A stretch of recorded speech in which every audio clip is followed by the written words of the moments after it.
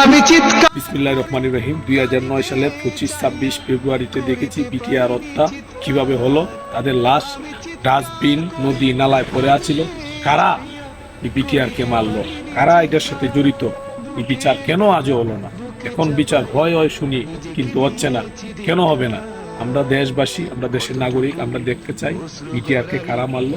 BTR হত্যার বিচার চাই। যেগুলা বিটিআর ভাই আমার জেলবন্দি আছে, তারা নিরপরাধ নির্দোষ, তাদেরকে মুক্তি দিন। বিটিআর হত্যার বিচার করুন। সাগরণী সাংবাদিক ছিল, তাদেরকে কারা মারলো এই বিচারও আমরা চাই। এতগুলা মানুষের প্রাণ গিয়েছে, একটা দেশের সৈনিক যারা আমাদের দেশ রক্ষা করবে, তাদেরকে কিভাবে মারলো, কারা মারলো, এই বিচার আমরা চাই। আগে এই বিচার করুন, পরে অন্য কিছু করুন। না হলে আমরা ঘরে বসে থাকবো না, আমরা রাজপথে চলে আসব। এটা আপনাদেরকে জানিয়ে দিলাম। যারা দেশ পরিচালনাতে আছেন, বিটিআর হত্যার বিচার করবেন।